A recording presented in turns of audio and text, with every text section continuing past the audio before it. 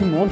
Aujourd'hui, nous allons assister à un colloque sur Radio HLP. Nous avons aujourd'hui 6 philosophes très connus. Peter Singer, Claude Bernard, Gray Francione, Tom Regan, Kant, Descartes. Le sujet qui nous a tous réunis ce soir est « Les animaux ont-ils des droits ?» Nous allons donc écouter Peter Singer.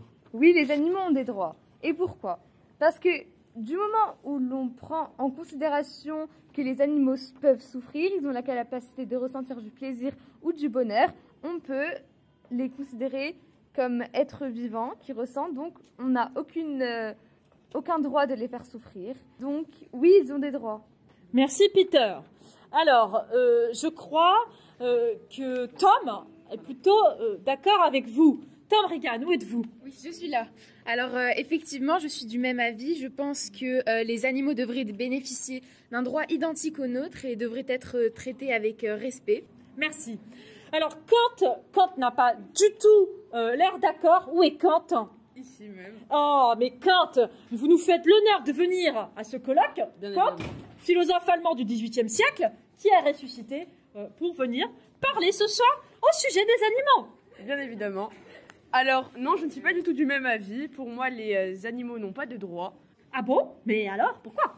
Alors, ils n'ont pas de droits car les humains sont considérés comme des fins que personne ne peut utiliser, alors que les animaux, eux, sont des moyens que l'on utilise pour nos propres fins, du coup. Donc ce sont des outils, c'est ça? Ce sont des outils. Et que ce qui nous différencie, c'est notre raison, car nous avons une raison et que eux en sont dépourvus. Et que toute personne qui a des droits a des devoirs et que nous ne pouvons pas, qu'un animal ne peut pas répondre à des devoirs. Donc si un animal tue quelqu'un, peut-on le juger? Non, on ne peut pas l'emmener au tribunal ni en prison. Donc si on ne peut pas le juger au tribunal, il n'a pas de devoirs, donc pas de droits. Merci Kant pour cette intervention. Alors, Claude Bernard a l'air plutôt d'accord avec vous. Claude, qu'avez-vous à dire? Alors tout d'abord, j'aimerais reformuler la question en est-ce que nous avons des devoirs envers les animaux? Donc je dirais oui. Oui, nous avons le devoir d'exploiter au mieux ce que les animaux peuvent offrir à l'humanité, je pense. Ah, donc vous voulez dire par là que finalement nous avons tous les droits? Bien sûr. Oui. Alors vous pouvez nous expliquer par exemple quel type de droits nous avons sur les animaux? Nous avons le droit de les manger, comme on le sait depuis très longtemps. Oui. Nous avons tout aussi le droit de les exploiter pour la science. Oui. Donc par exemple de faire des expériences scientifiques. Bien sûr. Alors Peter, oui, on parle de souffrance, mais bon, je pense que mieux vaut faire souffrir un animal que de laisser des centaines de millions de gens mourir. Merci Claude Bernard, merci beaucoup. Gary, êtes-vous d'accord avec ce que vient de dire Claude Bernard? Bien sûr que je suis pas d'accord. Commençons d'abord par prendre l'exemple de l'esclavage. L'esclavage a été aboli parce qu'on n'a aucun droit sur l'autre, de subjuguer l'autre.